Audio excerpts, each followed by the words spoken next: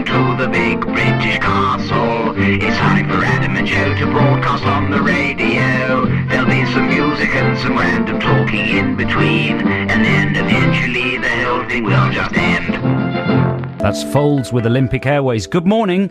This is Adam and Joe on BBC Six Music, only it's not because it's just Joe, because Adam, listeners, has failed to turn up.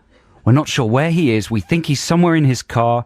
In the building? Is he in the building? But he's got to get through the various portcullises here at the castle. He's got to get the permission from the yeomen and the beefeaters and the grenadiers that guard the castle and get up here into the studio. So we're hoping he's going to be here in time for the next record. But for the moment, we've got a great show coming up. All sorts of stuff that I can't possibly tell listeners about yet, because Buxton isn't here to sort of have his say on them.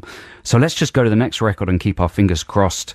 Here is Echo and the Bunnymen with Bring on the Dancing Horses. It's Adam and Joe on BBC Six Music. That was Echo and the Bunnymen with Bring on the Dancing Horses. This is Joe presenting solo for the moment because Adam hasn't got here yet, and we've got bad news, listeners. He's been arrested on the way for having a big bushy beard. A big black bushy beard. He was mistaken for a terrorist, and his car was stopped by the police, and now we're going to join him live in prison. Hello, Adam. Hello. It's not a very good story, is it? No. That's all lies, listeners. Terrible BBC lies. Why would I be talking like that? He's here. It's fine. He got here. I'm fine. I wasn't arrested. What happened was I had to hire a car because I'm moving house at the moment. It's a very long process. I'm doing it in stages. If you move, like, when you're 18, it takes an afternoon. You get a friend to help you. He comes around with the van or whatever. And it's not a problem. And that's the case right through your 20s. But then as soon as you maybe get married or start having children or, you know, build a small ludicrous empire, moving house is a very long process, and you can't just do it in a day. It takes ages and ages, and I'm still doing it like weeks after I began the process. Let's stick with the arrested story. Do the prison voice again. Hello. So I had to hire a car this morning, right, to move a bit more stuff, and it was dangerous. They gave me an automatic car, right? I didn't realize, and they didn't say anything about that. They're fun. They're like big bumper cars. Well, it's a big bumper car, but the brakes on the thing are unbelievable. Springy. I mean, it's very sensitive. So the tiniest little... They need to be. Do you reckon? Yeah, because automatics, they're driven by people who think they're at the fun fair. Right, like the guy in the automatic. The guy in the band The Automatic. Is it the drummer who's the demented one in the automatic? I don't know. Anyway, this car is all kitted out to protect a driver against the guy from the automatic with incredibly sensitive brakes, right? And I had a mirror laid on top of my boxes in the back of the car. And at one point, I stopped at a red light, but broke too hard. The mirror slid. The mirror slid. Creating an optical illusion through the rearview mirror. Did it? Yeah, it was amazing. You thought you'd driven into an infinite universe of reflections. What nearly happened was Damien Omen 2 style decapitation scenario. Damien Omen 2? Was it? 1? I'm sure it was the second one, wasn't it? Oh, no. Yeah, no, it was the second one. It's 1 when he gets his head chopped off by a big bit of glass. It's the beginning of number 1. Are you Isn't sure? it? Can we have that confirmed by of number our 2? Film experts? I think it's number 2. I think it's number 1. I think the beginning of number 2, they're trapped in a tomb by a rock fall. The truck rolls back. Isn't that right? I think the truck's... Anyway, our listeners will quickly tell us. They're good on that sort of thing. Yeah. Anyway, that nearly happened to me. Wow. Because of the Why brakes. didn't it happen to you? Well, you would prefer that, I'm wouldn't you? saying why didn't it? What stopped it? The head post. The head post. That's why you have head posts. Thank God. Thank goodness for the head post. Otherwise, I wouldn't be here. It would just be a gory stump. How would you like to do that with it, like the Joe and the Gory Stump show? It'd be like Adam Buxton from the film Stardust. Yeah. Instead of an axe in your head, it would be a big mirror. What kind of voice through would your I neck. have then? Just a bubbly...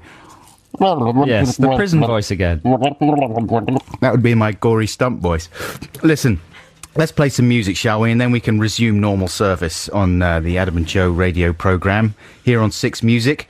I've got a free choice right now. This is exciting, isn't it? It's like a roller coaster. It's all happening so quickly. This is new music, relatively new music. This is from about 2006, and these guys were the favourites on the Steve Lamacq show, I believe. And I don't know if they're re-releasing this or what, but it's a band called Wild Beasts and a track called Brave, Bulging, Buoyant Clairvoyance.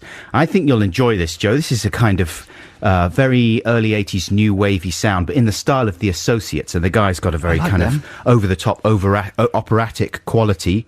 And coincidentally, we're going to be playing the new video for this at my video show Bug on Thursday, I think, at the BFI. Sold out, so it's not an advert. You can't come. Sorry, sold out. There is another one, though, the week after. God, so play the record. Here's Wild Beasts with Brave, Bulging, Buoyant Clairvoyance. Well done. That's Wild Beasts with Brave, Bulging, Buoyant Clairvoyance. And they're re-releasing that as a single in October. They're talking about, what's that astrologer's name? Russell Brand. No, Russell Harty. Russell Girth. Grant. That's what they're talking about. Russell Grant, and he's on the ferry to France. Yeah. And they get in trouble, and he jumps into the sea, and he's very brave. And buoyant. And he's bulging. And he floats, and all the other passengers cling on to his jeans. Yeah. And he saves their lives. And he's a brave, bulging, buoyant, clairvoyant. Yeah. That's amazing. That's what that song's about. Wild Beasts are from Kendal, which is the home of Kendal Mint Cake, Felicity Kendal, Kenneth Kendal. And that's it. Wendell Kendall. Hey, listen, the answer to our quandary earlier about the Omen is that I was right. It is Omen 1 where it's David Warner gets his head chopped off. Yeah. Thanks to the 3 or 4 people that texted in about that. Nerd. Damien Omen 2, one of my favourite ever horror films. It's a smash, isn't it? It's amazing. One of the most underrated sequels. I've got a theory that it's better than the first film. He's under the ice in number 2, isn't he? Or is that number 1? No, his brother goes under the ice. That is an absolutely horrific Does his brother, scene, or is it him? No, whoever goes under the ice dies, but I think it's just a random kid. It's one of his mates, isn't it? And he goes under the ice there, and they're all racing during around. the hockey match. And he starts sliding along. It's under terrific. the It's ice. got an excellent my elevator Lord. lift accident. It's got Yeah. terrific death by crows. You know, bravo. well done. Bravo. Who And a directed squashed by a that one? truck. Pecked to death by crows, then squashed by a truck. Bravo. He's got trapped under the ice. I'm going to the toilet Good for 3 show, minutes. I sir. want another killing as soon as I get He's back. sliding along under the ice there. There's no retrieving that fellow. Well done, sir. Breathe. He's trapped. It's awful. Brilliant. Off he goes. Well, terrific. Well done, sir. Here's a little Guy Garvey trail for you. He won the Mercury Prize this week. Did you watch He that? did. It was inevitable, really, wasn't it? You 'Cause- reckon? Well, the Garvey bandwagon has been snowballing for a while in terms of his mystique and Mixing persona. your metaphors there a little bit, mate. Well, I like to mix my metaphors Bandwagon for breakfast snowballing. on a Saturday. It's very healthy. Let's hear Garvey and his trail. Yes, I don't understand that music personally. That was 3 6-year-olds from Northampton, and they're called Wicket, Waffit, and Wobble, and that's their new single. That's exciting stuff. No, that's the Beastie Boys. Oh, that's not so exciting then. No. This is Adam and Joe on BBC 6 Music. You know what? You know who I miss? Who do you miss? Salty. Salty, the It's salt just man. not the same without the Sea salt. salt. It was nice. It was comforting having him sat there. Oh, he was impressed. Yeah. He thought what we were doing was worth something. That's right. He seemed nervous even. He was the same age as us, even. He was the same age as us. Oh, I miss him. I wish he'd come back. Yeah. He just had a laid-back presence that really lifted the show, I thought. He could have been our Carl Perkins. What's he called? Pilkington. Pilkington. Carl Perkins.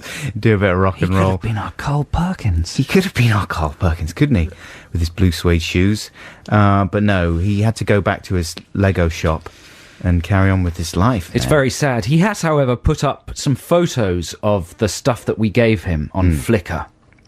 Oh, right. Yeah, so there's some nice pictures of the Santa Claus and Goal, and he's arranged them very nicely and taken a photo. Do you think he's watched any of them? And someone has put beneath the photo on Flickr quite a rude comment, like, "What is this photo doing on Flickr? Get it off."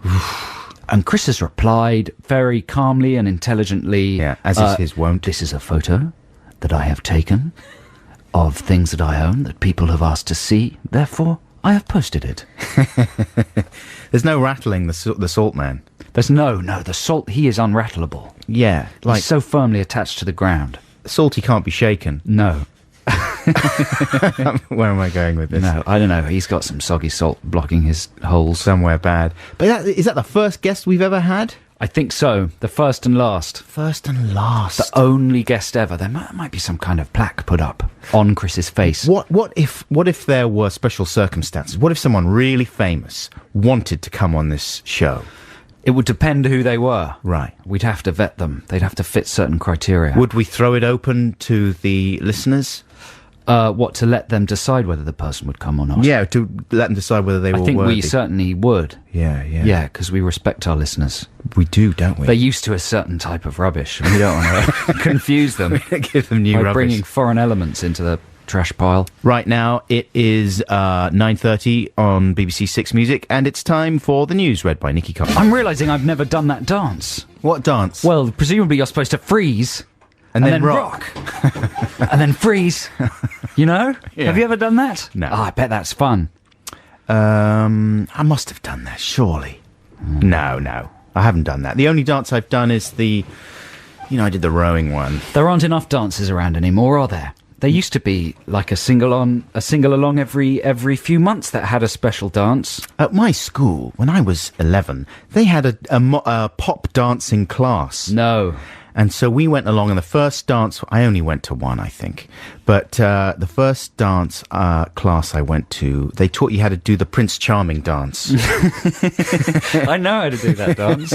Yeah. It's the crossed arms at the front, isn't Crossed it? arms. And it's one arm, Raise your one arm. one fist over the head, That's the other right. fist over the head. And then you lay one hand down by your side, but you're Yeah. moving forward all the time Yes, as well. you're advancing. Exactly. And With who was it? Diana Dawes? Who was it? Yes, it was Diana Dawes. Yeah, at the front there. Yeah. So that was a good one. It was a great thing to do because all the girls were at the class, Really? and they were doing the Prince Charming dance. There's no Sounds need for charming. you to do like a little fruity cough. I'm clearing my throat because there are girls in the conversation. 11-year-old girls, 11-year-old girls have arrived in the conversation. time for a fruity cough. Okay. Now listen, we just got an email, or so Joe reckons, from someone who is getting married. Yeah, let me take you through this properly. Here we go. This is an email from somebody called Emma Spencer. And she says that she and her family are fans of the show, and they're having a wedding soon, and they're putting their playlist together for their wedding. They're not fans now after the fruity cough. No.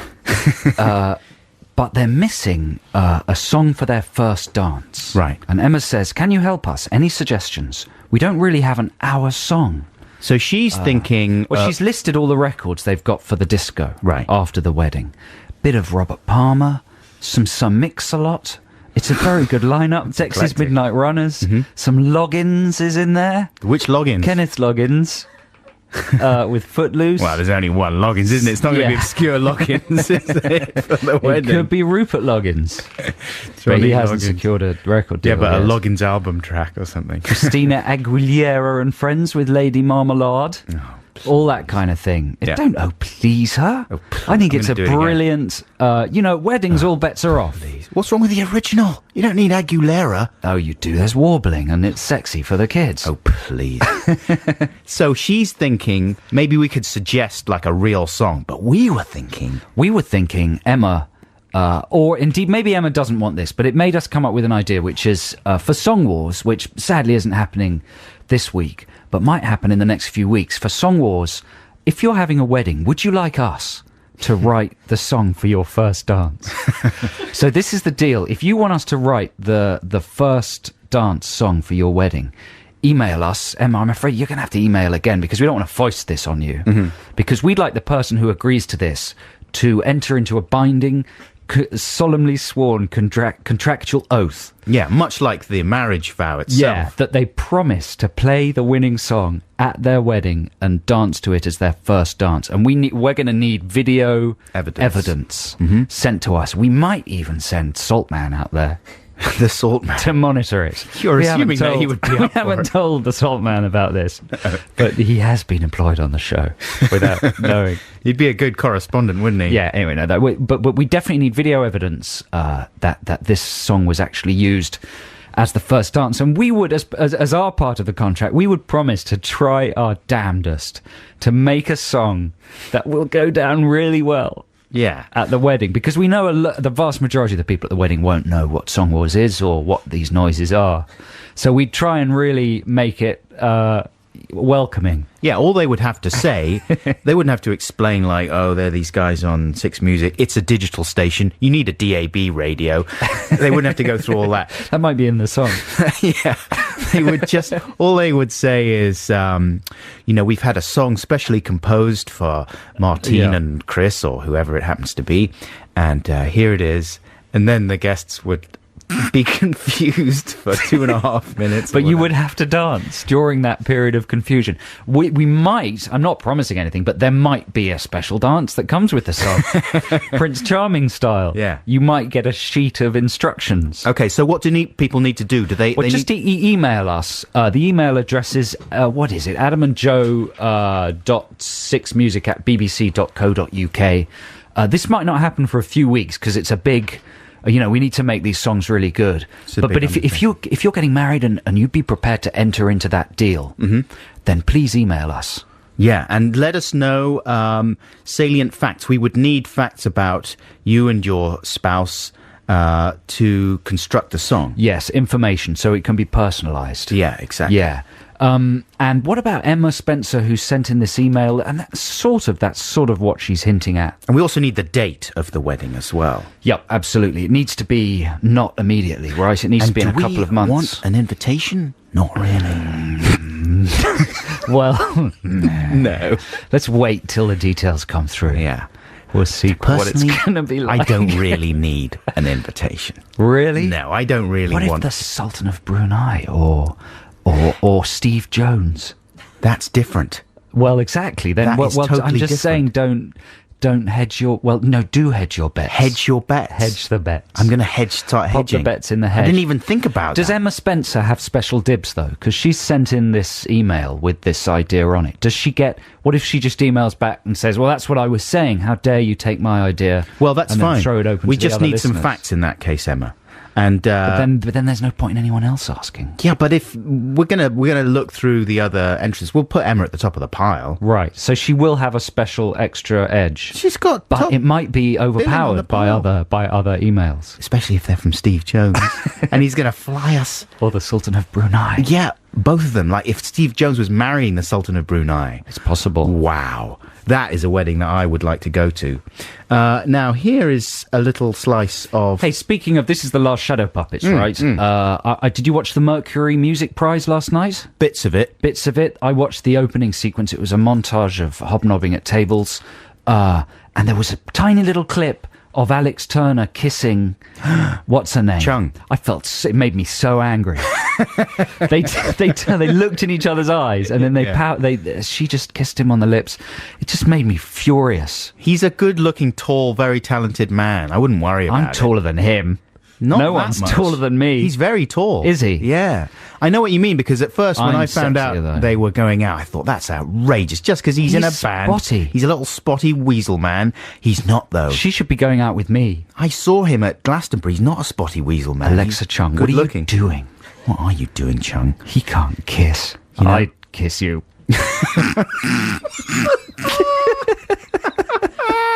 Okay, here's worrying. the age of the understatement from the last Shadow Puppets. That's good stuff, isn't it? Little Scott Walker-esque Terrific jaunt there from the last Shadow Puppets.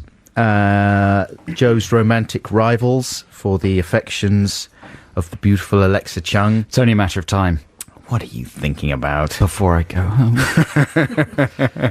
She does like older men, though, apparently. Does she? Apparently. Well, I'm very old. Yeah.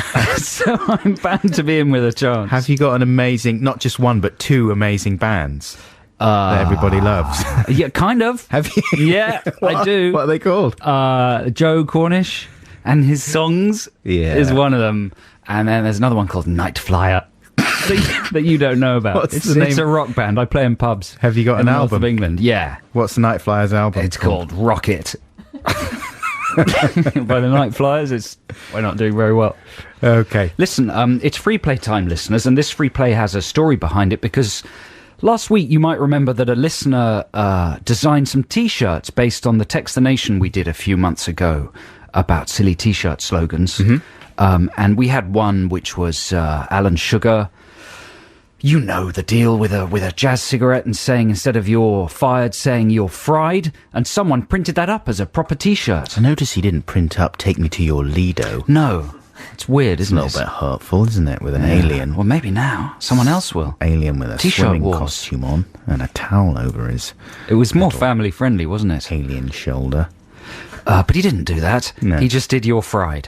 And he sent in a T-shirt each to Adam and I. We were going to put photos of ourselves up on the website wearing it, which we'll try and do this week. Yeah, we forgot to do it last Forgot week. to do it. I brought it in this week though. I've only got mine. Joe forgot Yeah. his, so we'll get Joe dressed up in it, seeing as he thought of the phrase, and take a lovely picture of him with no undies. It's going to be lovely. Really, no undies. No undies. Really.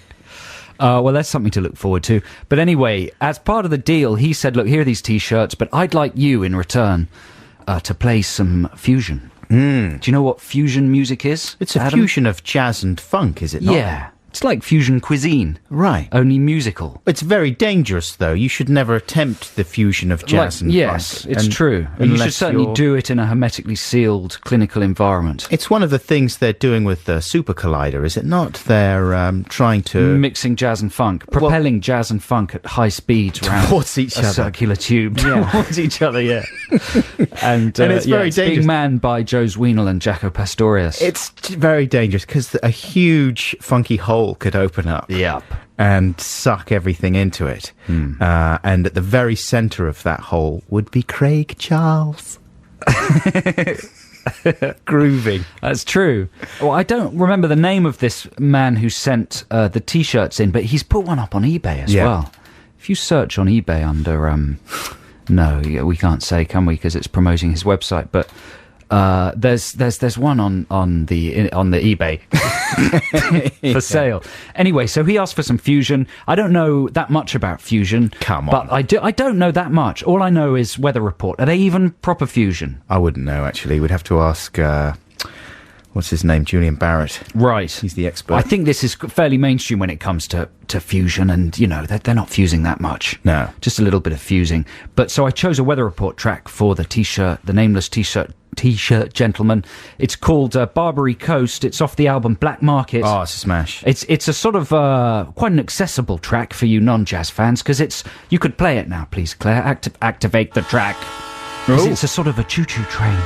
It's like Can you Pet hear Sounds. it? Turn it up a bit. So you have to imagine you're travelling along the coast of Africa, the Barbary Coast, Yep. in this lovely old train. And now the fusion men are going to interpret the atmosphere on the train Craig with Charles. the use of jazz funk. Waving his flag. All aboard! Well, here's Lovely stuff. There you go. something else that isn't going his way. Placebo with Teenage Angst. That was a live session track, and it went on for another 25 minutes. So we had to cut it short there, unfortunately, Placebo fans. That was recorded for Gideon Co. in October 2004 here at the Hub at BBC Six Music. And there's still a little greasy stain where Molko sat and sang that song. And it's got a gold frame around it now. And you can come and see it. You can pay £6 and Lies. have a look at that. It's all lies. Scandalous lies. It's all untrue. That was a good bit of jazz funk before there. Wasn't it good? Enjoyable. I do recommend Weather Report. If you like the sound of that, they're really good. You could go out and buy the album Heavy Weather or Black Market or Sport in Life, Sport in Life and is a you good certainly one, isn't wouldn't go wrong. You've got to be used to people doo-wopping along to the main melody line. It's quite blended in with Weather Report. Who are the main players in Weather Report? Well, the classic lineup was, of course, Sweenel on keyboards. Who played with Talking Heads? Oh, no, he inspired a song by Talking Did he? Heads. Joe yeah. Sweenel. Called Sweenel. Of course, Jaco Pastorius on bass. Mm-hmm. The late, great Jaco Pastorius. The tragic genius. He's got an amazing solo album. Yeah. He's one of the world's greatest ever bass players. With the moody black and white photo of him on the front. Yeah. He was tragically killed in a robbery years and years ago. mugged in a car park Yeah, or something, something wasn't he? really hideous. Rubbish. And he was a genius. And you know, Wayne Shorter on the sax. Yeah. Those are pretty much the names I know. They all played for Sting. on Dream of the Blue Turtles. Was it? It was one of those albums. Sting just hired as many of Weather Report as he could. Yeah. And got them to play on one of his albums. I think it was Dream of the Blue Turtles, or one of those. Maybe, It was maybe definitely the following one. Yeah, it was Dream of And there Blue was Turtles. a video. Do you remember there was like a video of them recording it? Mm-hmm. And there was I forget what that film was called. It also included the birth of Sting's daughter or son. Yes. It had a whole Trudy Styler birth scene in it. Really quite gory. And and also scenes of him bickering with Weather Report. Right. Who were being obviously very handsomely rewarded for playing on this Sting album, but were being bossed around by Sting. And I think there's a bit where they don't take it anymore. Yeah. They start teasing Sting. So it's the Sting versus Weather Report standoff. Maybe it's been withdrawn by Stung. Maybe. Like George Lucas. He's had it banned. Withdrawing the Star Wars Holiday Special. Yeah, exactly. Or the Rolling Stones getting rid of Cocksucker Blues. Yeah.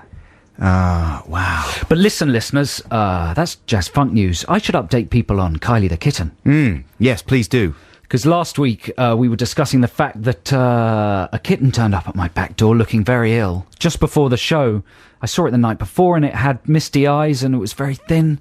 Then we thought it might go home. The next morning it was there again and it was coughing and spluttering. So I was hoping when I rushed home after the show that it would still be there and I could take it to the vet.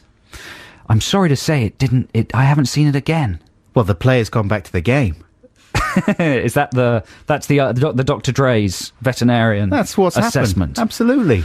It really has caused me quite an emotional week. I'm sure it's fine. For the first 3 or 4 days, I've been out there trying to call for it. That's nature's wonderful mechanism. Macy, my other cat, who was hissing and growling at this kitten, trying to get it away from her territory, has been looking extra pleased this week. Right. And I don't know, I just pray that the kitten's been found by somebody. Maybe Macy ate it. Do they eat other... Yeah, they do eat other animals. Do cats eat each other? Probably. They're capable of anything. Probably. They're very wily. They are, aren't they? Yes, yeah.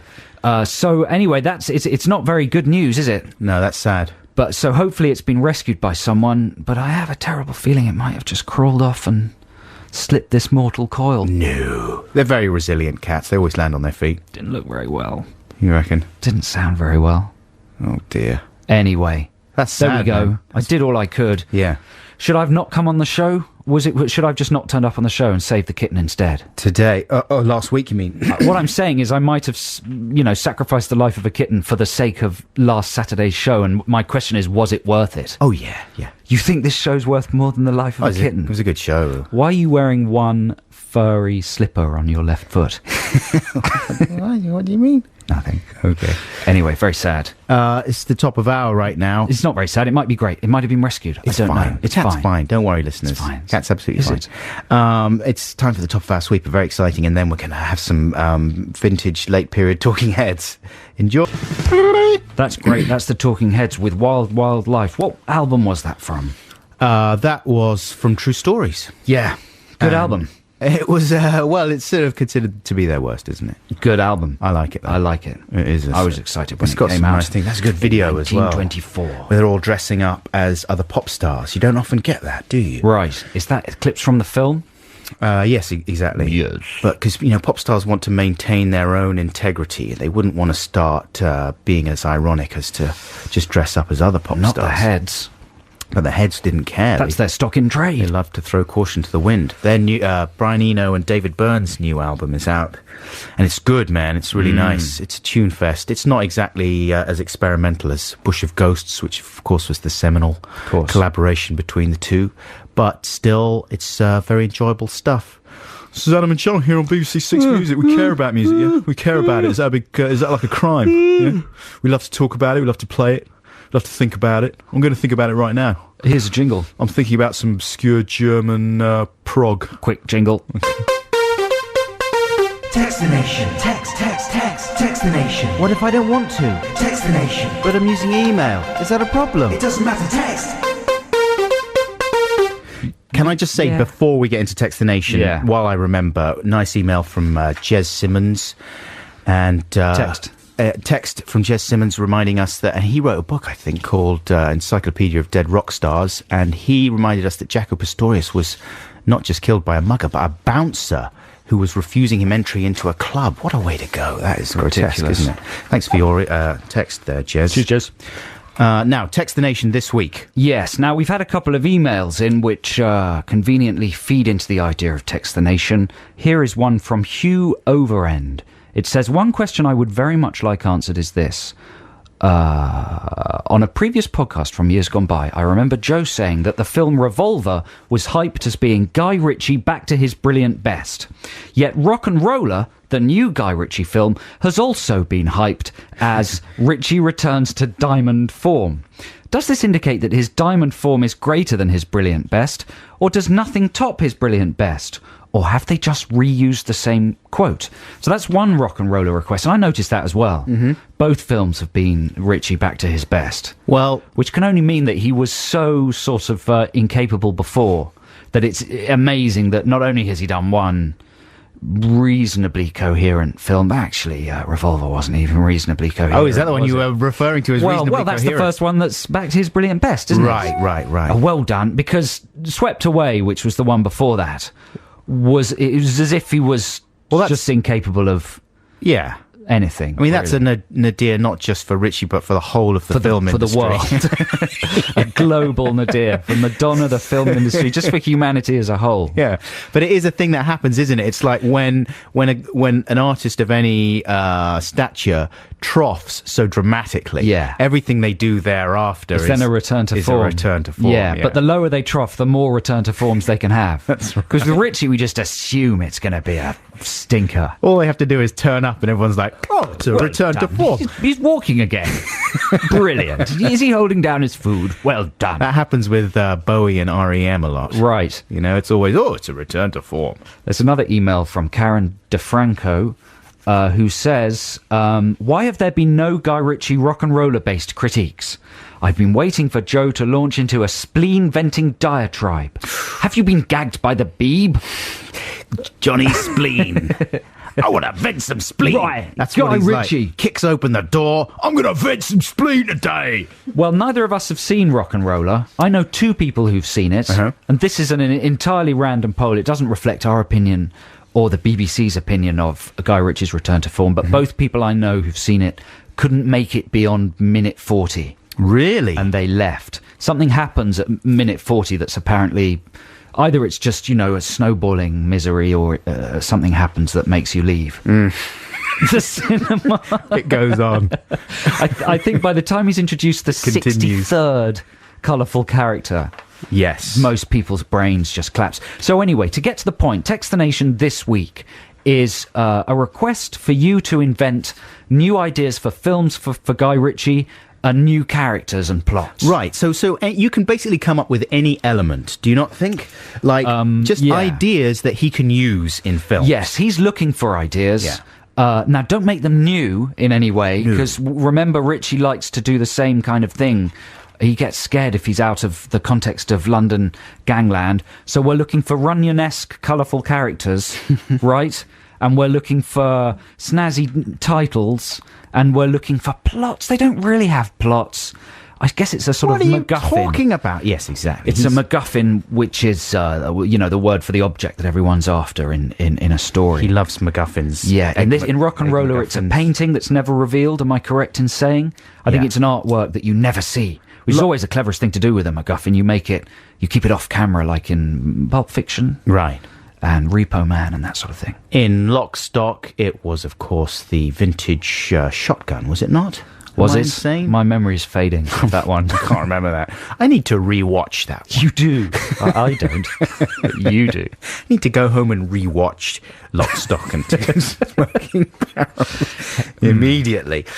So yeah, have you got any ideas to get people started there, Joe? I've got a few things. Yeah, I've got some characters. Some ideas for characters. It's an enjoyable thing to do, isn't it? To think of characters. Yes. For Guy Ritchie films. I've got one called Three Hands Rog. Oh. Yeah, can you guess what the thing about him is? He's got 3 actual hands. That's correct. He's got 2 hands on his right hand. Oh, it's 3 hands Rog. There is no more to him than that. Yeah. 0. That's it. I've got one called... well, you do one. I've got Billy the Kettle. Nice. He's got a whistle that he blows when he gets hot. That's really good. It's Billy the Kettle. Why is he called Billy the Kettle? You'll see. He's got a whistle. You'll know when he's angry. He blows his whistle. You wouldn't give it away in the dialogue. Would you not? Yes, you would. And then you'd see it. And then you'd say it again. Also, I've got some casting suggestions. Oh. Can I not give you one more character before we get on to... Yeah, have you yeah. got a casting suggestion for... Actually, I don't for Billy What's his the name? Kettle. Kenny the Kettle? Billy the Kettle, yeah. Okay, well, I've got an idea for a character called Purple. Purple, nice. Purple. Do you know why he's called Purple? Because he likes purple. No, he is purple. He's purple. Like a grape. Yeah, that's purple. Right. That's it. Yeah. It's never explained. It's never explained why he's Right. purple. Why is he called Purple? Well, he's purple. Because Track. yeah. Freeze frame of purple. Yeah, purple. Little purple words come up in wobbly writing Yeah. underneath, and off he goes, purple. And maybe it turns out that he fell into some dye or No. something. No, he wouldn't explain. He's just purple. He's just purple. Yeah. Okay, I've got Freddy Jedi. I like it. He walks around in a Ben Kenobi style robe, and he talks about Star Wars and the Force a lot. Freddy Jedi. That's good. Freddy Jedi, played by Dexter Fletcher. That's very good. Because the sort of talking ironically about Star Wars in movies it's about time that Richie jumped on that bandwagon. Yeah, yeah. I mean, what's it been, 15 years? Come on, catch up. Freddy Jedi. This is very mean. We're just being silly. Oh, are we? I've got an idea for another character. He's allowed to do it. We are too, surely. Yeah, but he's actually going to the length of making films. Wow. Whereas just sitting in an air-conditioned studio and Being smug. being smug. Come on, let's carry Anyway, on. let's put that thought aside for the moment and focus on the object of the exercise. I've got another idea for a character, Mr. Tickle. Is he actually one of the Mr. Men Well, if we could do the rights, yeah, that would be really good, don't you think? that he turns up? In Yeah. a sharp, what's Cockney rhyming slang for suit? Whistle and stick. Jimmy Toot. Flute, that's right. Flute. And the deal with him is Mr. Tickle is he tickles people to death. Mm-hmm. Which would be quite horrific. Have you ever seen that in a film? Someone being tickled to death? Do you remember as a child when you used to get tickled and Yeah. you would hyperventilate and think, oh my God, I'm going to suffocate? It's not It pleasurable. used to be quite... No, that there is a line when tickling becomes horrible. And that's, we're not encouraging children to do that. It's a very, very bad thing, but most people will remember that feeling. That's a good idea. Why not put that in a film? Very good idea. How about this? Point Out O'Reilly.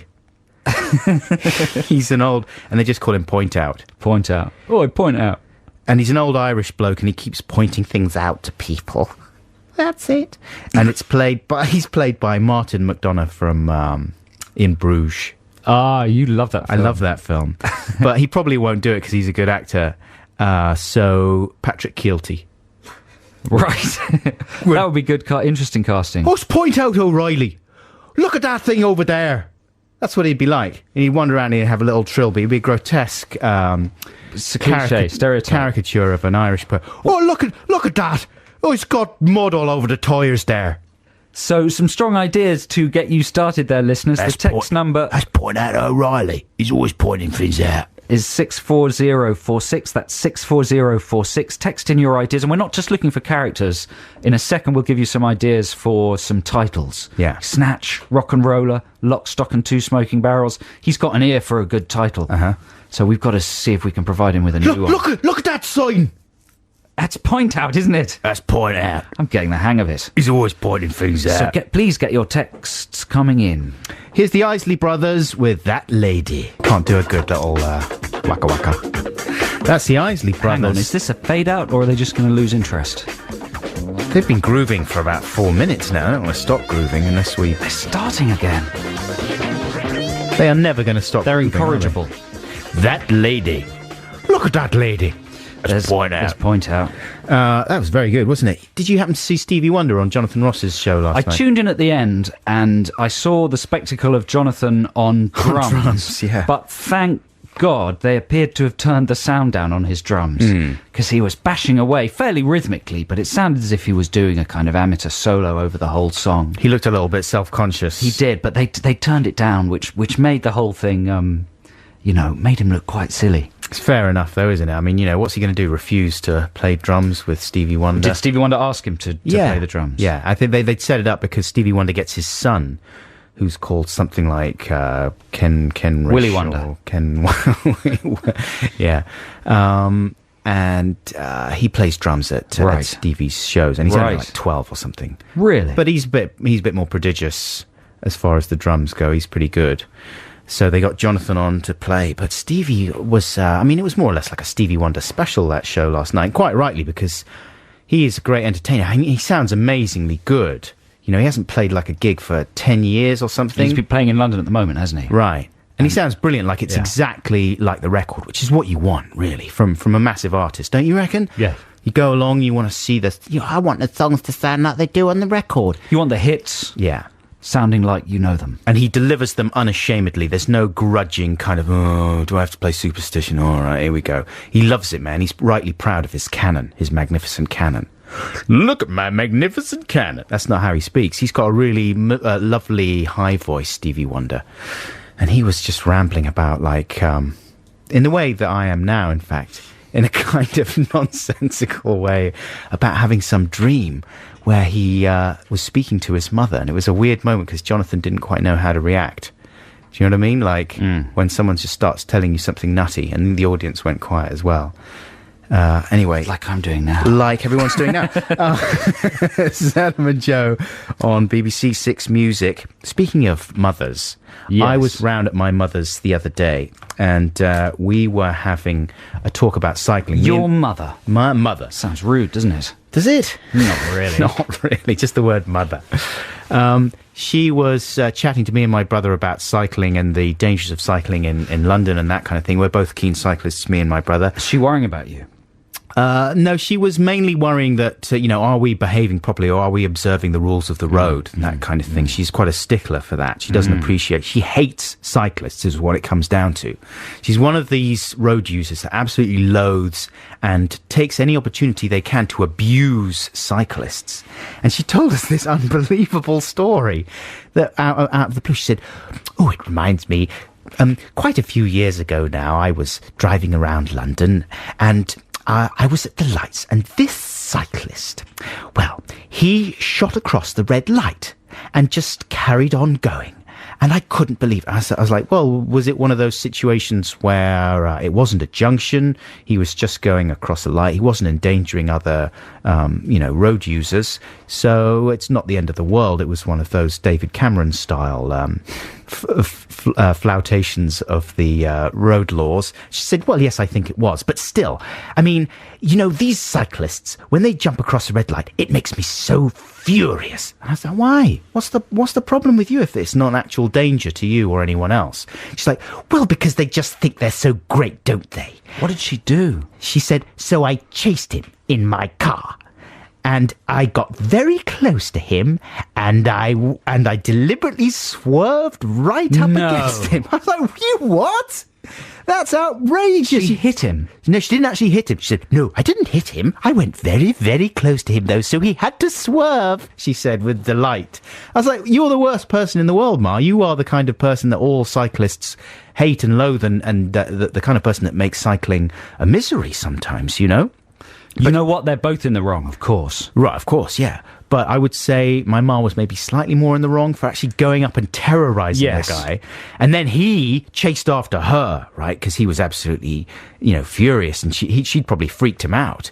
But she was unapologetic about it. And she said, so he chased me for quite some time, and eventually he caught up with me at the lights, and he called me a bitch or something, and waved his hand at me, and off he went. Waved And his hand. He waved his hand, shook his That's the fist rudest at me. gesture of all. Yes, exactly. Shook his fist at me and slammed the bonnet of the car quite hard, and off he went.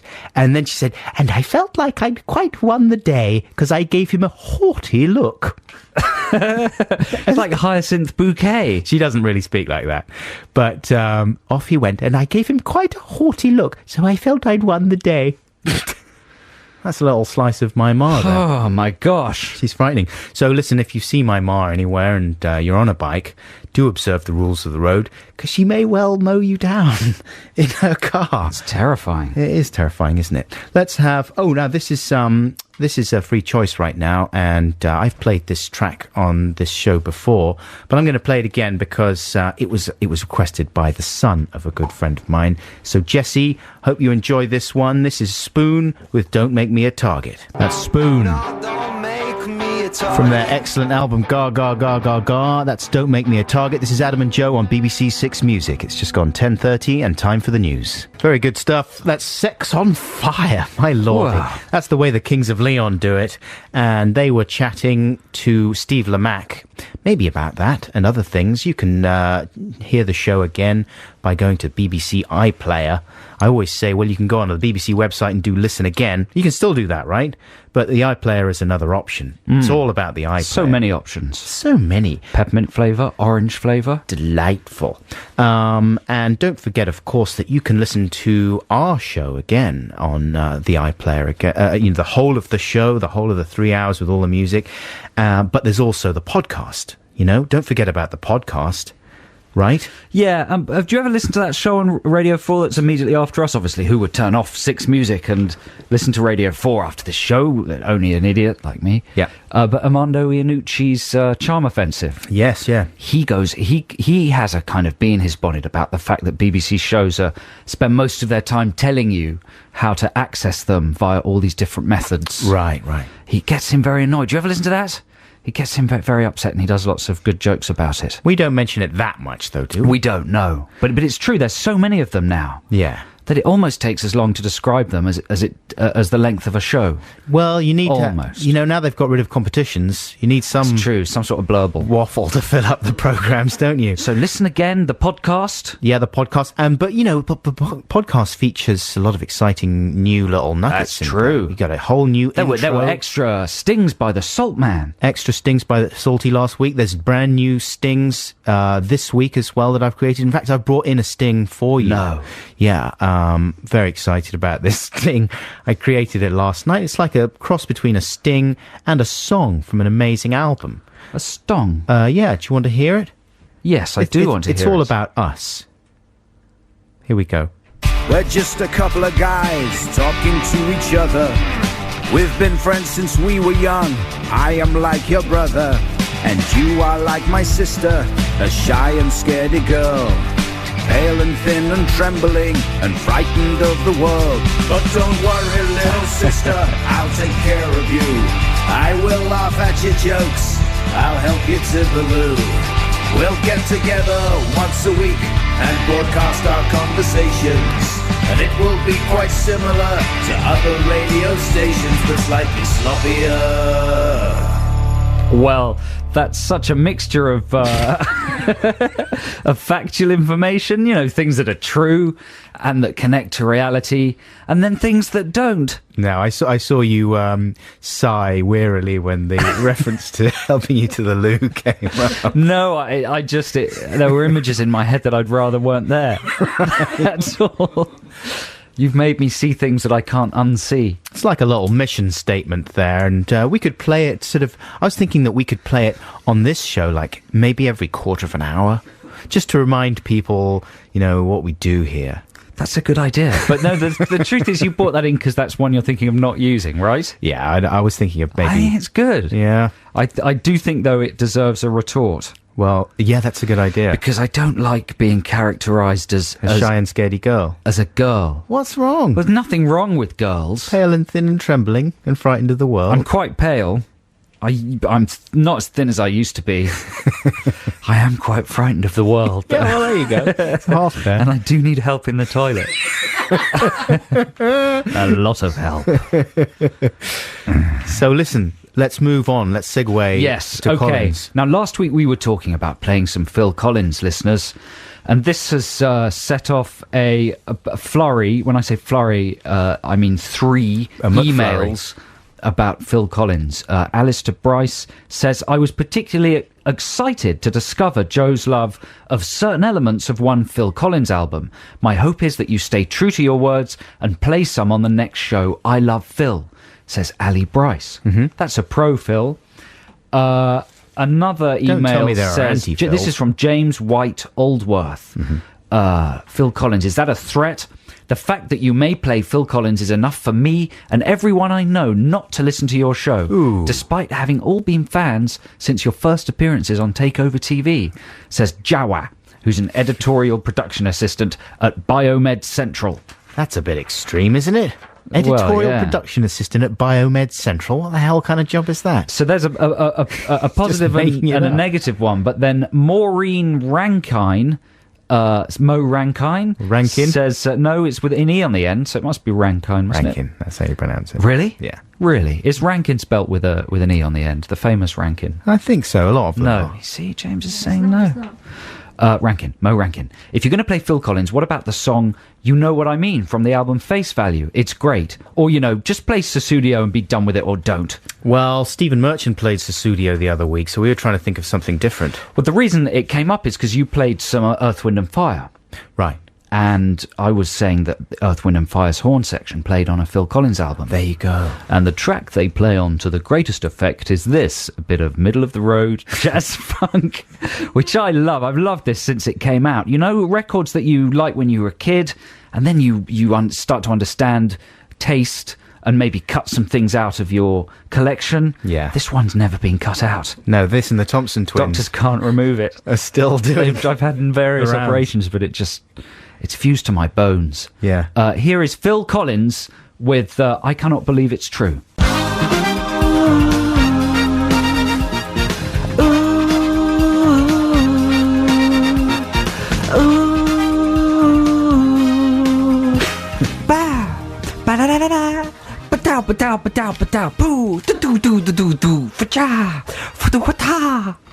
Very nice. Do you think, I haven't dared look at the texts since that came on. I've kept the screen on the email screen because I'm assuming there's been, it's probably just disinterest. A barrage. But there may have been a barrage of rude emails saying, get this off. Or do you think someone do you think anyone might have liked that apart from me? Definitely. I enjoyed that. I thought that was good. And that lasted, that was about... It was about 3 or 4 hours. 13 minutes, and it felt like only... If you enjoyed that, if there was anyone who knows that song and really enjoyed hearing it, do get in touch. Yeah, that was good, man. That was enjoyable. Oh, it's great. There's punchy stuff. I'd forgotten about that one as well. He's very good. He's playing the drums on there as well, of course.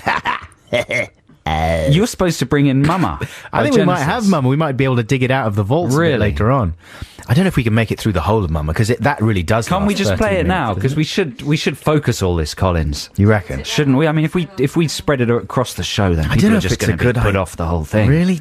Focus Collins. You need a license to focus that much Collins. To play more than one Collins in any 1 hour period. Well, let's leave it for the moment then. We'll come back to it. I think Claire's called it up there. Has she? Yeah. Go on then. Should we have a little cheeky listen? Oh, it's a strong This is much more serious. It's not as funky. It's political. It's a political rhythm. Genesis, not just Collins on his own. So he's got the whole... the war drums. Listen to that.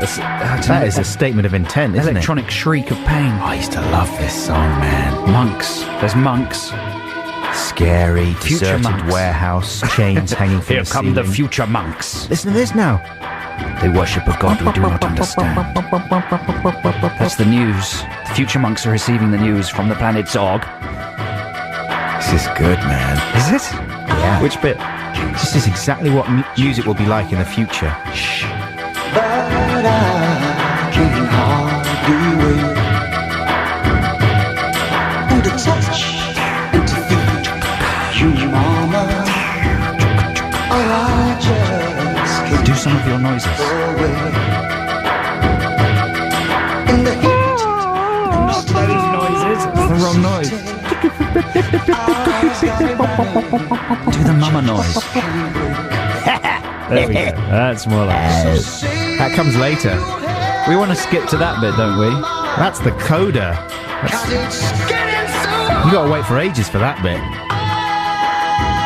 Can we fast forward Here come the drums, Can't the serious fast forward. drums. Wait for it. No, they didn't come. No, it takes ages. When does it drop? Probably after the next chorus. Because now he's like, it was all minor plateauing. chords before, but now it's getting a bit more major. He's a master. He's a genius.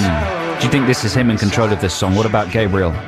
Gabriel wasn't around at this point, you Wasn't lunatic. he? No, he was off doing his own thing on Windham Hill or wherever he was. Really? Yeah. What was the song that he did? Which Salisbury Hill? No, that was earlier though, wasn't it? I'm getting all my Genesis periods mixed up.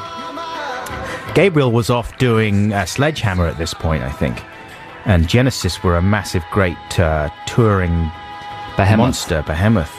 Here we go.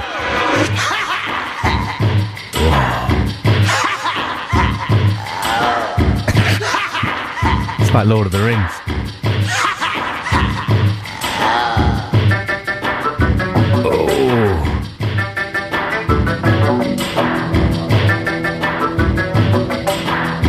It is the goblins from the valley. Nice synth pad. Are we going to listen to all of this? No, shall we fade it out? We had a little bit of the coughing there. That is an extraordinary journey that he's taking you on there. So, not only musically, but psychologically as well. I don't want to go on the journey. I dealing believe with there's been a all fire sorts in the of tunnel and services have been Freudian suspended. complications there. Genesis with Mama. Apologies to fans for not playing the entire track there, but maybe another time. Now, we're going to get back to Text the Nation after a trail and some music. But right now, excuse me, here is another trail about the Mercury Awards, is it? Another one, flipping heck, Tucker. This is the voice of the big British castle. It is the top of the hour. Ooh, that's wonderful. I got so bored with the last hour. I'm glad it's gone. Now here's the new one. It's exciting and it's new. How do you do? Yes, indeed. This is Adam Buxton here. Hey, this is Joe Cornish here. And we're delighted to be with you. It's the final hour of the programme this Saturday afternoon. Is it really? It is, God, yeah. that really whistled by, didn't it? Well, it's amazing what happens when you start playing jazz, funk and Phil Collins. It's true, isn't it? You know, the Phil Collins did stir up a veritable hornet's nest of texts, but I'm pleased to say they were pretty equally divided between people who really enjoyed it and people who felt it was the most evil, satanic noise they'd ever heard. Somebody saying all the plants died in their house. Someone else whose flatmate may be moving out now that they've walked into the room, hearing that on. Was that your track We've or destroyed lives. Mama? Mama people seem to like, because Mama's just silly, isn't it? What? It's it's and it's epic and it's like a sort of narrative. Yeah, it's like a sort of Muppet record. Whereas my jazz funk one, record. it's more divisive.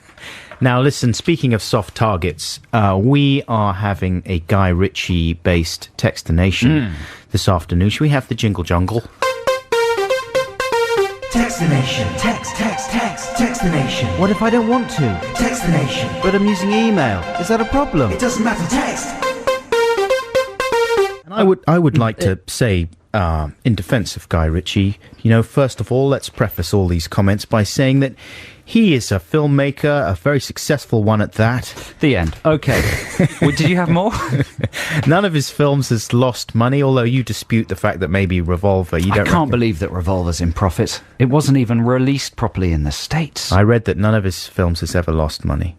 And that's an impressive thing in the film industry, not something to be sneered at. And he's out there, he's doing it. He's got a little team. I mean, it's so hard to tell what constitutes the budget. Are you including P&A costs?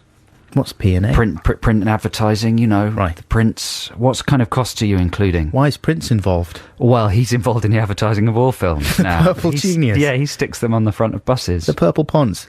He's involved with the advertising of all films. Yeah. Right. I didn't realise that.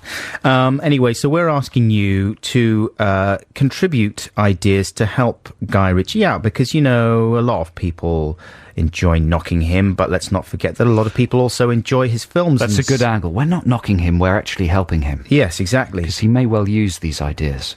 So we're trying to give him a leg up. We don't want Rock and Roller to be his last fun gangster film. We would like it to be just another one. He is doing Sherlock Holmes, isn't he? Is he? Apparently he's supposed to be doing... There's 2 Sherlock Holmes films. He's doing one, apparently, with Robert Downey Jr. Right. Playing Sherlock Holmes. And then Will Ferrell is doing another one with Sacha Baron Cohen, maybe? Oh, okay, yeah. I don't know, there's Rival. It's going to be War of the Holmeses next year. Is it? They always come in Ritchie's behind twos, one don't of them. Anyway, so... but maybe he'll use the following ideas in the film after that. Whatever he does, it's sure to be a brilliant return to form. Here's idea number 1. You're going to play Ritchie now, Adam. Okay. And you got to decide whether to put these in your next script. Here's one from Gary in Loch Lomond. Jimmy Two Shoes. He's a backstreet gangster. He lurks in the shadows. He's always wearing 2 shoes in a sinister fashion.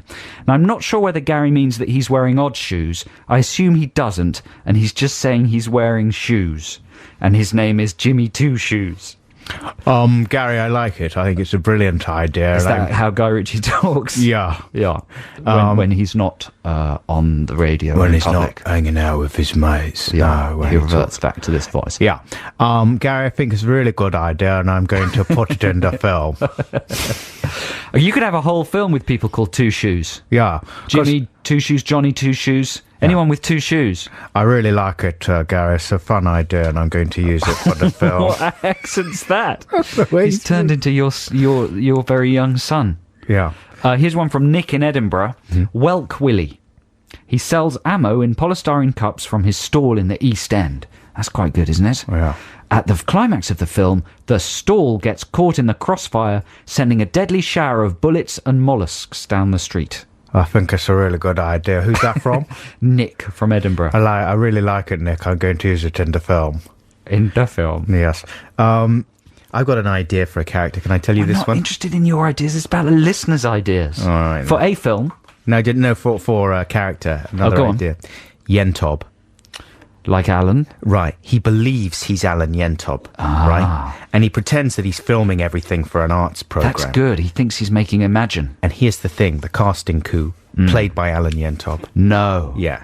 But it's not actually Alan Yentob. The character is not actually Alan Right. Yentob, but it's played by Alan Yentob. Right. Because he likes to mix it up with the postmodern every now and again, Guy Ritchie, doesn't he? I think it's a really good idea. Come on, let's have another idea. Okay, here's one from an anonymous texter. Film character, Trev Four Wheels, played by Bob Hoskins or Terry Venables. All he says is, get in the motor, when doing bank jobs or other naff heists. There's Four Wheels. I really like Trev Four Wheels. It's a very good idea. Get in the motor! Get in the motor. You'd And- have to have ways to spin that line. Like he'd be trying to refill his lawnmower with oil, and it would be spilling. Get in the motor. Right. So he's talking to the oil. Exactly. So sometimes it's more serious than others. Sometimes it's a trivial thing, like he's gardening. Other times it's more important to get in the motor. You just got to have a spin on the line. Yeah, I really like it. It's going Yeah. to go in the film. I think Yeah. it's a good idea. Good. Here's another one from Ollie in Battersea. Jimmy the Sweep, played by Dick Van Dyke. Is he still around? He's quite old, but he's still with us, is he? Yeah, man. He's got his Doctor series on in the There you States. go. Dick Van Dyke, who in the guise of a chimney sweep kills people. Nice. The film would be called Soot and would become a West End spin-off. I like it. I think it's a really good idea. Jimmy the Sweep is good because he could pop out of chimney places. What do you call them? Fireplaces. Yeah. Suddenly. And then kill. And then, exactly, with his guns blazing. Have we got any He ideas? probably wouldn't have guns. He'd probably use his thing that he sticks up the chimneys. His brush. Yeah. His bristly brush. You can imagine the rest. And, oof, up the chimney. Have you got any ideas for titles there? You know, I did have some last night, but I've forgotten them. But I'll try and think of some new ones. Here's some ideas I thought of. These are just for titles. I haven't Yeah. got necessarily plots attached to them yet. Maximum Bosch Wallop. I like it. Maximum Bosch Wallop. Yeah. Richie, back to his brilliant best. Yeah. Bosch Wallop. Maximum Bosch Wallop. How about this? Shut it, shoot it, boot it and toot it. I like that a lot. Yeah? Take me through it again. Shut it, shoot it, boot it and toot it. Shut it, shoot it, boot it, toot it. Yeah. I like Because it. it's all like little references to sort of drugs and Yes, shooting. yes, it and, is. How about this one? Bob the Snob and the Clobber Job. Don't know about that one, Not actually. so good, is it? It's more like a children's thing. Well, you know, Guy Ritchie could spin out into children. That's quite a good idea. Yeah. That he'd do a series of children's novels based on more sort of soft, simple gangster stuff. That's a good idea, isn't it? Well, listen, let's have some Thanks. more ideas after a bit more music. And are we playing the Ting Tings now? Okay, and is this the new single? Sorry, Claire, I should have actually read my sheet, shouldn't I? But I like talking to you, you know? So this is the Ting Tings with Be The One. The Ting Tings with Be The One. This is BBC Six Music. This is Adam and Joe here with you, and we're in the midst of Text the Nation.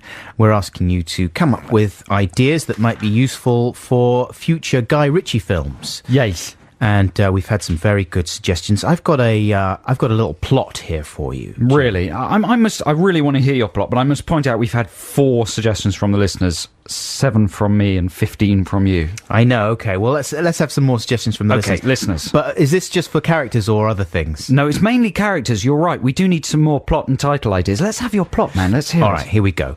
The title of this film is Jimmel and the Fix-It Fix-Up. Like it. Right? An eccentric crime kingpin, played by Jimmy Savile, takes Good. his antique desk to be repaired at Roger's Rock and Roll Repair Shop. Good. After it's damaged in a shootout with some 12-year-olds. Now, Roger is played by Barry from EastEnders, and while it's being repaired by Roger's assistant Phil, played by David Hasselhoff, Of course. right? Crazy bit of casting there. 20 of Roger's friends come round dressed as Elvis. Oh, brilliant. Yeah, Elvis. No, good, yeah. And they have an Elvis party. And everyone's having such fun at the Elvis party. They're singing and dancing to Elvis that they don't see a gang of ninja monks led by a beautiful female monk called Pupulala, played by the Duchess of York. Break in and steal the desk because they believe that it contains a holy scroll. Are you following this so far? Yes. This is a good plot, isn't it? This is amazing. I'm dazzled by the cast, though. Yeah, well, it's a good cast, and It's a good cast. there's a lot of left field decisions. Pupulala. Pupulala, she's played by the Duchess of York. That could be on the soundtrack as well. Isn't that like a... Roy Ayers, yeah. Roy Ayers song, yeah. Now, Jimmel, right, the Fix-It, the crime kingpin, he's furious with Roger. Obviously. Because it turns out that he was hiding some diamonds and drugs in the legs of the table of the desk, right? And he wanted to get the desk out of his house. The legs of the table of the desk. Yeah, while his son-in-law, Jimmel's son-in-law, played by Samuel Jackson, who is a Brilliant. local police chief, Yes. comes round for tea with his daughter. Hang on. Can I just point out that he's cool? He is cool, isn't Samuel L. Jackson. He's cool. he? This is what I was thinking. So this is Quarter pounder with fries. right. That's his line, isn't it? Yeah, film 4. It's got stuff on Virgin Broadband. That's the film. He's in. Barclays Bank. He's cool. Whichever bank He's the coolest. it guy. was. He's cool. So he would play this police chief that is married to Jimmel's daughter, the crime kingpin's It's daughter. getting very complicated. It is complicated, but that's what you want. In one of the films, Jimmel threatens to kill Roger if he doesn't get the table back, the desk back. Roger enlists the help of the Elvises to track down the ninja monks. Turns out the leader of the ninja monks is Jimmel's daughter, Pupulala. You know is what? actually I his guessed that. daughter. Did you? Yeah, that was obvious. I was going to say at the Duchess beginning. of York. Yeah. Anyway, it goes on a bit like that. So that's an idea. That's Jimmel and the Fix-It Fix-Up. It's very complicated. Do you want to hear a little introductory monologue? Here we go, look. All right. This chirpy fella's known as Roger the Table. Why? Because he tried to once. As I recall, it was a snooker table, and take it from me, it was the closest he ever came to a hole-in-one. To say he quite likes furniture is a little bit like saying Swept Away was quite a bad film. That's an in-joke. Yeah. This is Roger's repair shop, and over there, that's Phil, but everyone calls him Phil the Hole. Why? Because if he sees so much as a crack in a wall, he gets out his putty and starts filling it. He's got a girlfriend called Polly, but that's another story. Blah, blah, blah. That's good. Yeah. Yeah, you're And then- very good at that. Thank you. There'd be some music underneath. You know? We should really go and see Rock and Roller. Some Scar. What do you mean? Go and see it. Yeah. Well, that's an outrageous suggestion.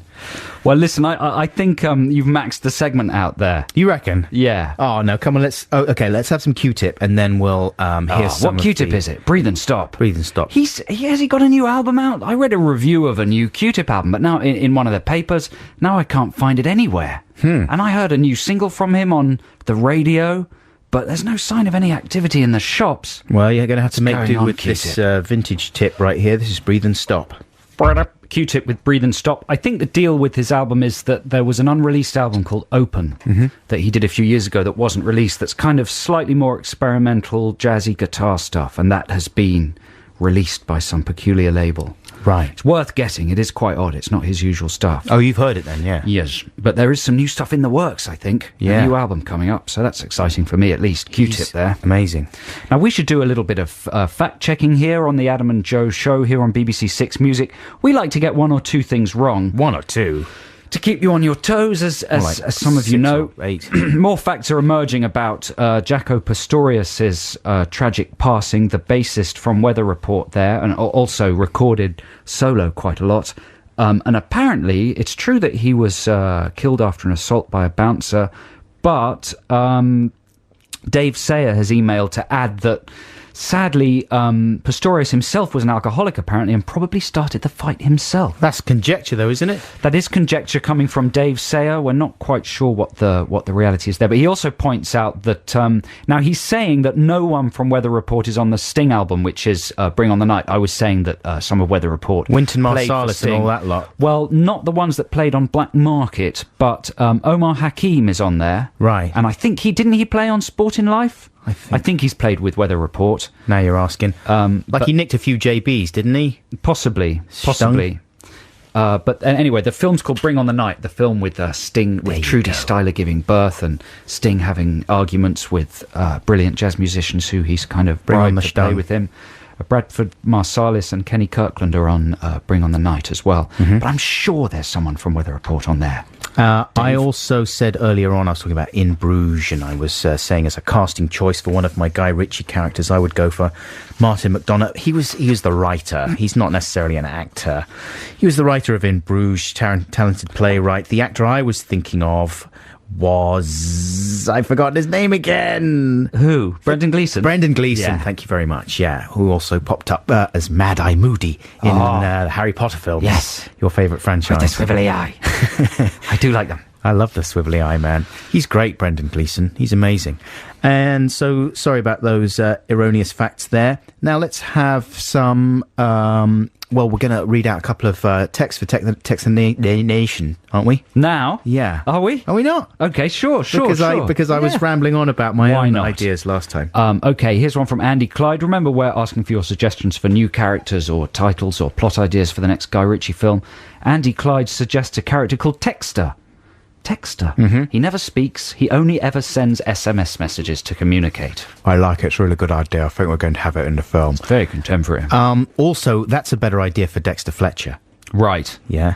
He could play both parts. Dexter Fletcher. He could be a kind of Eddie Murphy kind of character who plays multiple parts in Ritchie films Right. using prosthetics. I wonder if he's in Rock and Roller. I'd be sad He if must he wasn't. be. He must be. Alex Cottrell sends an email suggesting a character called Voiceover Vince, a massive, obese, bald cockney who stands just off shot, narrating the action as it happens. The problem is he gets killed halfway through, which causes the film to break down into the normal level of confusion normally demonstrated by Mr. Ritchie's films. Voiceover Vince, is that good? That sounds a bit like that Will Ferrell film, I like it. Stranger Than Fiction. It's postmodern. I like it. It's Yeah. going to go into film. Thank you very much, good. Ali. Here's another one from Nick Jones. He's got an idea for a character called Sausage Pete. He's an older cockney with slightly fat fingers, nothing else at all. He says, Nick Jones. Right. Yeah. Sausage... What is... Sausage Pete. guy. Sausage Pete. I think it's a really good idea. I'm going to put it in the film. Yeah. Okay. Here's a good one. This is good from Sepp in Manchester. The Yank. And that's a name for an American character. Right. Probably played by Steve Buscemi. And he's very out of place in London's East End. Has he even got one of those in, like, Snatch? Is there someone called the Yank? I mean, that Possibly. That ever since John Wayne made that film Brannigan. Right. Where he comes to London. Did you ever see that? Yeah. And Danny Cannon did a similar thing in the film Young Americans, didn't he, with Fish Harvey out of Keitel? water, innit? Yeah. Love it. Yeah, but that's no reason why Ritchie wouldn't do I it. think it's a really good idea. I'm going to put the Yank in the next film. Thanks. One more. This is from Mark by text. Guy Ritchie character 101. He's a safecracker who only talks in binary code. Brilliant. That's good, isn't it? They've got some characters in Star Trek The Next Generation who only talk in binary code. I forget what they're called, but I think it's a really good idea. One more. This is a really good one. It's an anonymous text, but a character called the Flutist, a musician who stabs people with a flute. When they're dying, he plays a tune to them. Now, I think that guy's missed a trick, or lady, because I think if you this is horrible, I'm not suggesting you do this, but in a film, Yeah. if you attacked someone with a flute and it penetrated their neck, Exactly. then as they were dying, The it dying would play gasps. a tune, and the killer would do a sick dance. La, la, la, la, boop, boop, boop. An insane jig. People love that kind of thing. They The do. more horrible, the better. I think it's a really good idea. I'm going to put it in the film. Now, here's a free play for you after this little Sean Keaveney trail. And this I'd like to dedicate to my mother. It's a bit of Neil Diamond that you'll be hearing in a second. And I'd like to play it by way of an apology for bad-mouthing her about being an insane sort of car killer. and a threat to bicyclists. She's not. She's a lovely woman. And Forever in Blue Jeans, one of Neil Will she be Diamond's- listening today? Does she listen to the Yeah, show? she likes the show. She started listening. Hey. Neil Diamond, Forever in Blue Jeans is one of her favourite songs, one of mine too. So I hope you enjoy it after this Keaveney Trail. We appear to have gone somewhat Radio 2 on your ass, ladies and gentlemen. Sorry about that, but in a very good way, I think. You know, I dare you to not have enjoyed that bit of Neil Diamond there with Forever in Blue Jeans. This is Adam and Joe here on BBC Six Music. It's just gone 11:30. Time now for the news. Oh, that's an absolute smash, isn't it? Yes. That's a shouting classic. Monkey Wrench by the Foo Fighters. The most desirable man in rock, Dave Grohl. I'll have a slice, please. Thank you. I've just been checking the emails. I hadn't looked at them for a while, and we've got a huge amount about Phil Collins. Right. It's provoked a thunderstorm. This is what happens. Of emails, and it is really quite divided, isn't it? Down the middle, lots of people really liking the sound of the Collins, but people really violently taking against him. I didn't think he'd divide people still. Well, I thought he's- maybe people would have, got over that kind of division, or that kind of divisive thinking. For some people, for maybe lazy thinkers, he's a byword for mediocrity. Well, there's the famous fact that, of course, he's beloved by hip-hoppers. Right. And the urban music community. There's a whole album of covers of Phil Collins tracks done by very respected R&B artists. So, He's had more than his fair share of hits. I think maybe he does himself a disservice by being so geezerish, you know what I mean? Right. Like, you wouldn't want him to take himself more seriously. I don't know what the best way to go is. If I was advising there are Phil... pop stars that take themselves a lot more seriously than Phil. Oh, definitely. That's what I'm saying. I tell you, his problem is he's just not in the public eye anymore. He's not standing up for himself. Where's the sequel to Buster? Yeah. Where are his comic relief appearances? He used to be part of the fabric of British life, didn't he? Always turning up on Swap Shop and BBC things all the time. Well, he's got his own personal life to take care of. His Yes. daughter was getting married. I saw some pictures in Really? one of my wife's mags the other day of Collins looking proud and happy and healthy. So, he's, things are going well in Collinsville. Well, we're sorry if it shocked you, the playing of Collins, listeners, but... you've got to be in it for the long haul if you listen to this show, right? Take the rough with the smooth. There's a lot of rough. Yeah, exactly. Anyway, theatre news. Adam, you love the theatre. I absolutely adore the theatre. When was the last time you went to the theatre, seeing as you love it so much? Oh, actually, I went sort of relatively recently with my son to see the theatre production of Tintin. Oh, there you go. That was 2 years ago. That's relatively recently, Yeah. isn't it? 2 years. Before that, 15 I went to years. the theatre last night. Ooh. Yes, I went Now, to you do love the theatre, because you were seeing Speed the Plough or whatever Yeah, it was. I did see that one. I like it if it's got a star or amazing stagecraft. Who did you I see don't like last- plays that are just talking in drawing rooms. So you went to see Wicked at the Apollo Victoria. I went to see Sue Pollard. Did you? In Razzle Dazzle. No, I made that up. Oh. No, I went to the National Theatre. Have you heard of the National Theatre? Yes, I have. On the South Bank. It's a wonderful place because it kind of sucks all the posh people out of London, or all the solidly middle-class people. Big posh I couldn't sponge. see a single non-white face there. Really? Seriously, I looked around in the audience before the lights went down. I saw 2 non-white people in the whole auditorium. I'm not saying that's a good thing in any How did way. they get in? That's a bad thing. But it's interesting that it does siphon off a very kind of middle-class section of society, is the point I'm making. Well, it just happens to appeal to that section of society. Yeah, so much so that I was sat down in my seat. I was seeing this play, The War Horse, which is incredible. Oh, yeah. I guarantee you'd love it if you went to see it. It's Got an amazing. amazing puppet in it, It's hasn't got it? amazing puppetry. Yeah. But I was sitting down, various posh, bumbling, middle-class people were sitting down around me, and a man had a middle-aged man with white hair had almost a little tumble on the stairs. So he had to hold on to the banister to steady himself. And he said, "Oh, Crivens." Nice. Yes. I haven't heard that word used in public ever before, I think. No. But that speaks of the crowd the National Theatre attracts, doesn't it? Someone using Crivens? Absolutely. That should come back. Criminy. Criminy Jicket. It was an amazing play, though. It's a sort of classic horsey tale, a bit like the Black Stallion. Set in the First World War or the Second World War? Yeah, the First World War. It's a little foal that gets bought by a hard-up farmer, and his son sort of brings the foal up. and then it gets sequestered for the army and ends up being a horse in the First World War. You know, or it's like that Bresson film, Oh Hazard Balthazar, yeah? Oh, I love it. About the donkey. A movie about an animal that goes through various groups of humans, and you get little portraits of the humans, and some of them are evil, some of them are nice, but the animal remains aloof and kind of noble through whatever rubbish the humans put them through. Yes, It's a bit like that, but the horses are done with amazing sort of wooden maquette puppets. Is that the right word? I don't Maquette? know. A maquette is like a little model. Yeah, they're like a kind of framework model operated by 3 people, and it's like, Marionette. It's a marionette is a puppet with strings. Yeah. They're more like maquettes, I think. Everything right? Okay. And anyway, it's amazing, and I recommend you see it. They're operated by 3 people, these horses. Yeah.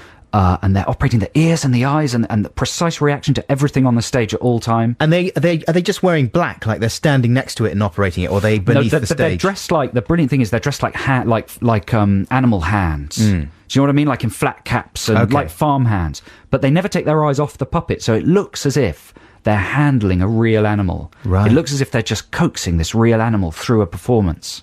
So real is their operating of the puppet. It's amazing. Wow. I nearly had an emotional breakdown about 2 minutes in. Crivens. When the foal came out, I so nearly cried my breasts off. Yeah. That's brilliant, man. I'd love to go and see that. Very good. I'm not allowed in, though, because I'm too street. Really? Yeah. That's true, isn't it? Yeah, I'll be down skateboarding around there, but I wouldn't go and see the theatre, because that's for the pop. The Sun should do one of those things where they offer price, like they did with the opera the other week. Right. You know? To get real people into the theatre. Get a wider diversity of cultural tourists in there. Yeah. Well, people are missing out if they're not seeing it, obviously. I just said that. Well done. As a thing to say. Now, this is your choice, Joe, that you've got coming up. Yeah. What is it going to be? Well, it's another little... we're not exactly going for the indie classics this week, are we? Yeah, is this a good idea? But a couple of weeks ago I was mentioning the Mr. Men, and I sang a bit from Mr. Bump, and someone called John the Third burnt off the album for me that I haven't had since I was a kid. Does this mean anything to you, Adam? Yeah, absolutely. Does it? Yeah, well, you were talking about it, weren't you? But did you have the Mr. Men as a kid? No, I said that my dad strongly disapproved of all the men. Really? He hated them. He had an irrational loathing of them. I don't know what his problem was. I think he thought they were just sort of simple-minded or something, and that his children should not be exposed to them. So every time he came in and he caught them, it was like a guilty pleasure. It was like having a little porn mag there, a little Mr. Men book. He'd come in and he'd go, "Oh, the Mr. Men, that rubbish." I don't know if he'd been like in a fight with, who was the guy that... Roger Hargreaves. Roger Hargreaves, and my dad had a dust-up, or I don't know what. But he loathed all the men in the world of the Mr. Land. Really? Well, then, in that case, this is for him.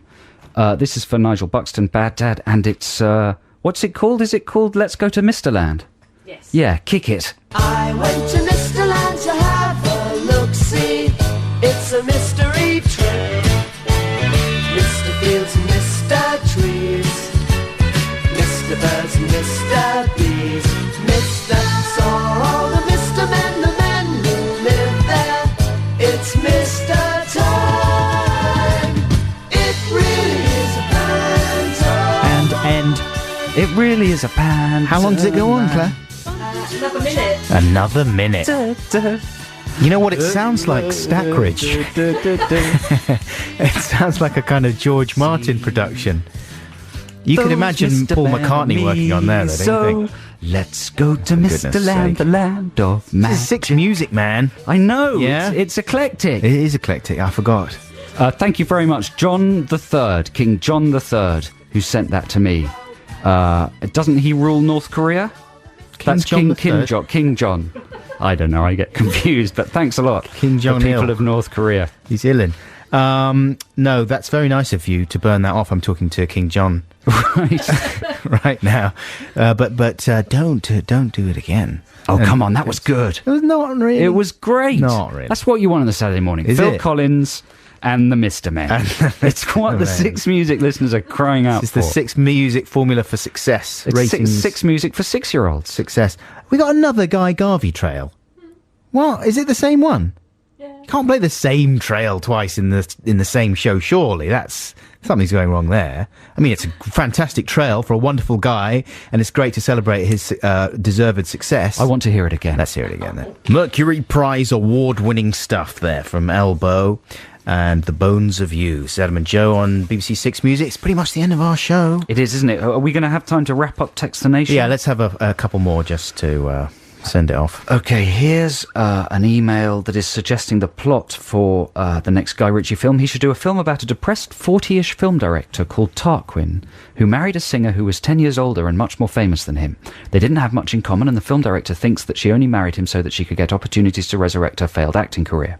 He tried to do this, but the film he cast her in was terrible. His career's now in decline, and he's not trendy anymore. Radio DJs and comedians take the mickey out of him a lot. He has rows all the time with his wife. She won't let him go to his favourite pubs in the East End and makes him stay home and look after their children, Ferenguola and Martinique.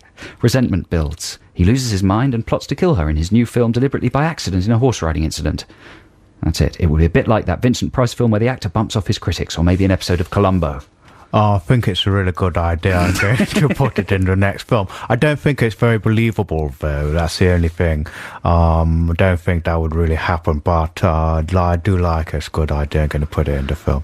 And finally, Ian Bridgman says, "Hi guys, I would like to see Chris Salt in a Guy Ritchie movie. He would be quiet and unassuming, but feared. The rumour is that he once killed a man with a part of a Lego Technics dinosaur. He would be played by Alan Cumming, I think." That's a good idea. I'm going to put it in the film. And you know, the other idea that Ritchie could apply himself to, of course, Stephen! Yes. Oh, we wouldn't want that in his hands. You reckon? No. He'd do it justice. No, we want Brett Ratner or McGee. Really? On that one, yeah. Is McGee still working? Yeah, he's doing Terminator 4. Oh, thank goodness.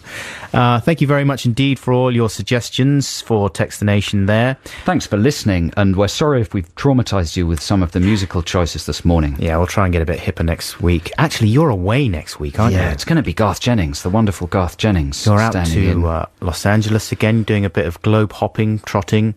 And yes, Garth is going to come in, and I think Garth and I are going to try and get it together to do a song for that would be great for you listeners.